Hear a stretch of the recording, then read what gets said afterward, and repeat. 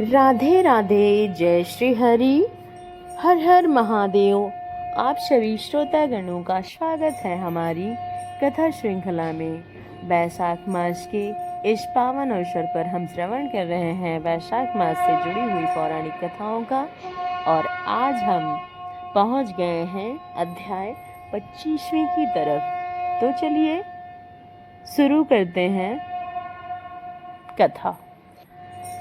भगवान श्री कृष्ण की भक्ति अत्यंत सुंदर है और भक्ति का मार्ग हमें मात्र भगवान के निकट नहीं बल्कि हमारे जीवन के सरल, शांत और सुंदर भी बना देता है। जब हम भगवान की कथाओं को मन लगाकर धीरे धीरे हमारे जीवन में संतुलन और दृढ़ता बनती है।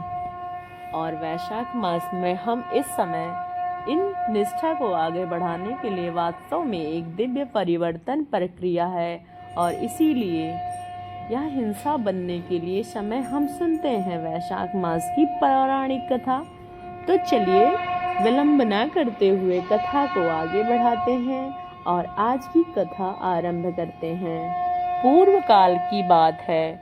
पाटलिपुत्र में पशुमान नाम के एक वैश्य थे। वह सदैव धर्म में तत्पर रहा करते थे। सदैव कृषि और गौ रक्षा हेतु समस्त कार्य किया करते थे। पशुमान वैश्य बाजार की गलियों में धर्मता, सुवर्ण इत्यादि का विक्रय करते थे। उनकी 3 पत्नियां थीं जो सदैव पति की सेवा में लगी रहती थीं, और उन 3 स्त्रियों में सुवर्ण इत्यादि 8 पुत्र उत्पन्न हुए थे। जब वो 5 वर्ष के हो गए तब उन्हें कर्तव्य की शिक्षा दी जाने लगी। वो धीरे धीरे खेती, गौ रक्षा और व्यापार का काम सीखने लगे। सुपर्ण इत्यादि 7 पुत्र पिता की बात सुनते ही मानते भी थे। पशुमान जो कहा करते थे उस कार्य को तत्काल पूरा कर देते थे। उन्होंने सोने के कारोबार में अत्यंत कुशलता प्राप्त कर ली थी, लेकिन इस वैश्य का 8वां पुत्र दुष्पट बचपन से ही गलत मार्ग पर चल रहा था।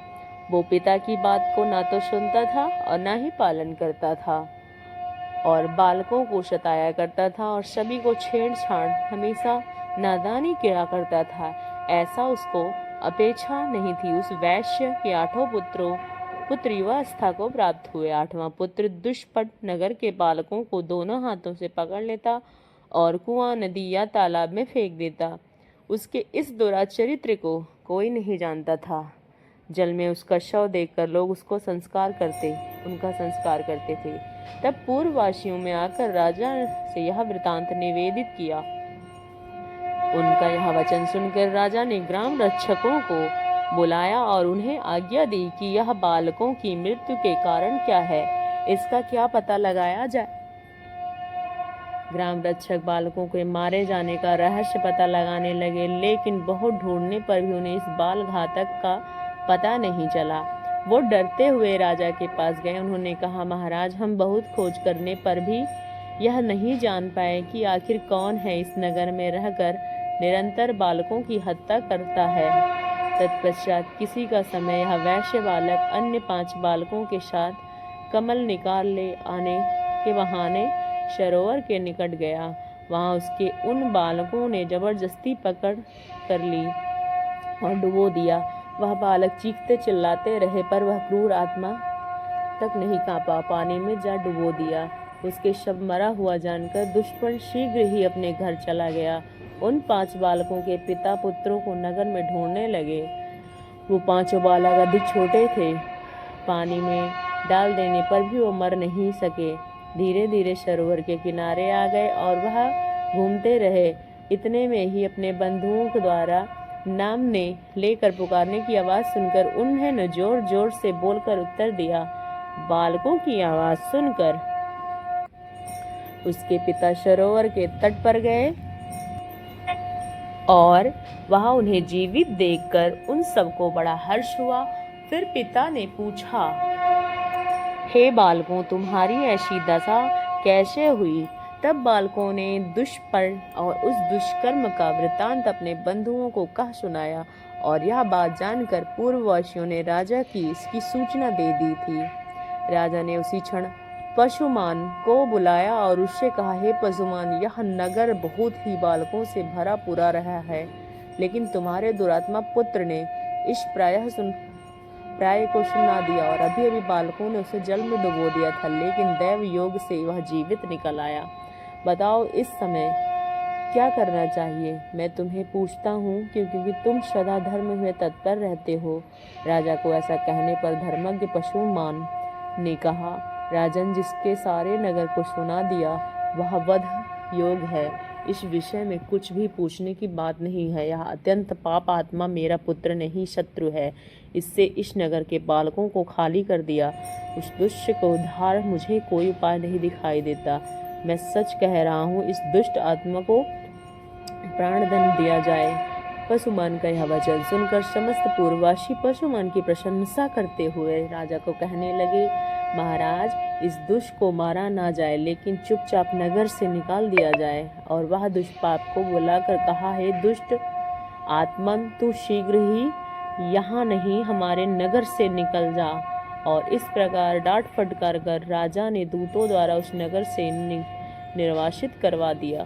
उसके बाद दुष्णपय भयभीत होकर उस देश को छोड़कर मुनि मंडली से युक्त वन में चला गया।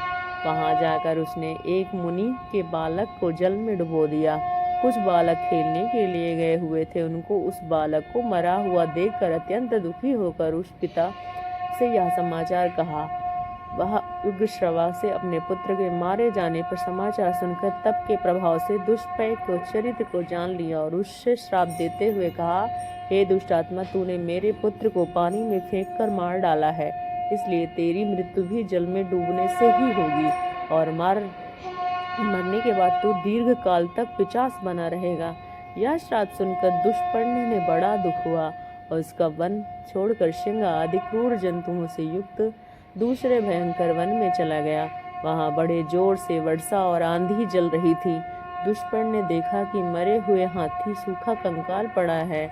उस समय आंधी के प्रचंड वर्षा से कष्ट न हो सके के कारण उस हाथी के पेट की गुफा में घुस गया और भारी वर्षा हुई। जल का महान प्रवाह हाथी के पेट में भर गया।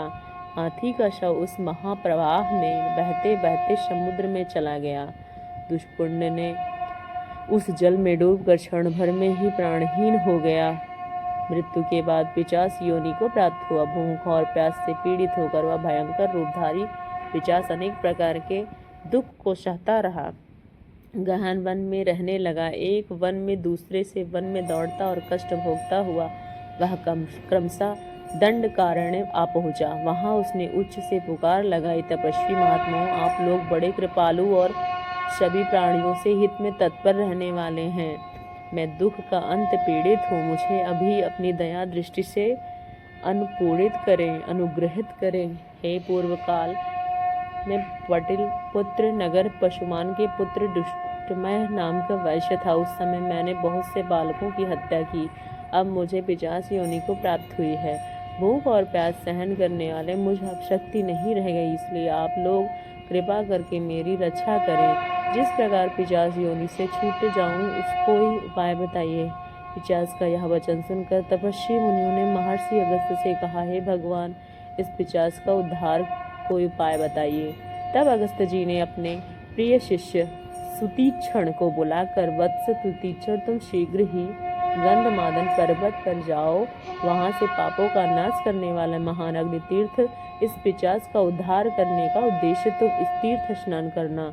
ऋषि अगस्त्य के ऐसा कहने पर सुतीक्षण जी गंधमादन पर्वत पे गए। अग्नि तीर्थ में पिशाच के लिए स्नान संकल्प करके वहां 3 दिन तक नियम पूर्वक स्नान किया और फिर रामनाथ इत्यादि तीर्थों का सेवन कर स्नान